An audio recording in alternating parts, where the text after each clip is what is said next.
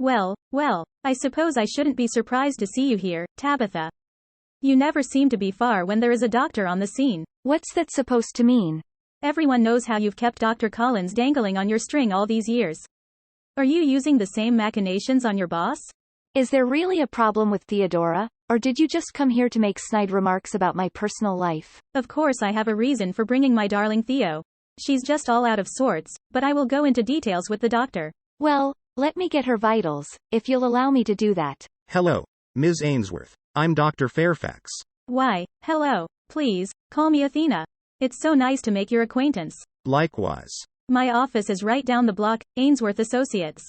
We specialize in fundraising for non-profits. Ah, a fellow entrepreneur. Entrepreneur. You haven't done any of this yourself. It's all your foundation buddies. Indeed. It takes a certain type of personality to build up a business.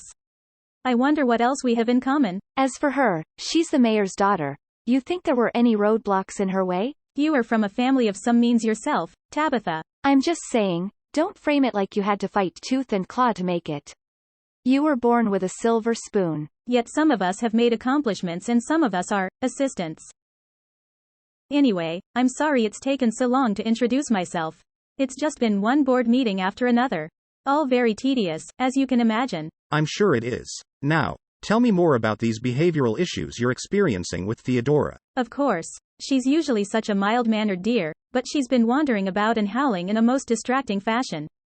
And it's all I can do to keep her contained in the house. She looks for every opportunity to sneak out. Well, the good news is that Theodora is fine. She's just looking for a mate. I don't know anyone like that. And this behavior will continue unless she is spayed. No, that's not an option. What if she wants kittens someday? I won't take that away from her. You know, shelters are already overrun. Yes, I know. But Theodora is something special, excellent genetics, a shame to waste. I'm sure you agree. It's your decision, of course. Where would you even find a partner good enough for your darling? We actually have some potential candidates in mind. A Vulcanian breeder has a fine line, nearly matching the quality of Theo's own pedigree. Great, cat matchmaking. Next thing you know, you'll be running your own kitten mill.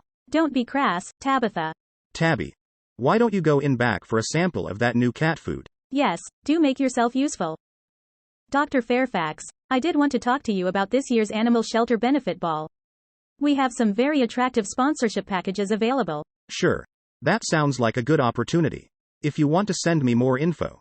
I think dinner meetings are so productive. Have you been to a state manor? It's a bit old-fashioned, but about the best you can get in these parts. Let's say Saturday? I'd have to check my schedule. I'll meet you at the restaurant bar at 7 on Saturday.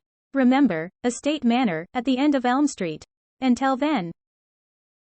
You're going out with her? I didn't realize I had to run my social calendar by you. But she's annoying. I don't know anybody like that. Tabby, you cannot go off on ponies like that. What were you thinking? Well, it can't be any less professional than your flirting. If that's what you call being civil, do you need to have a vendetta against everyone? You weren't in high school with her. If you'd had my experiences with her, you'd understand. I'm just warning you. What happened in high school? It wasn't one thing, so much as. Well, it doesn't matter. Why do you push everyone away? I do not. Why would you say that?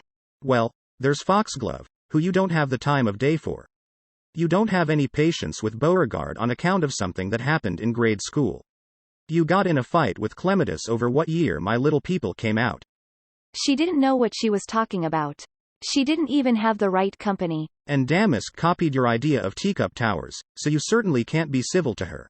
She doesn't understand the aesthetics. She mixes pottery with glass.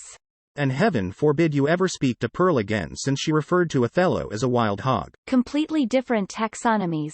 Okay, fine. Everyone annoys me. I can't help it. Feuds benefit no one. I have grandparents that I've never met.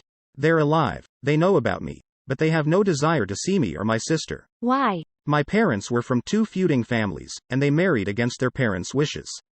They were never welcome in their families again.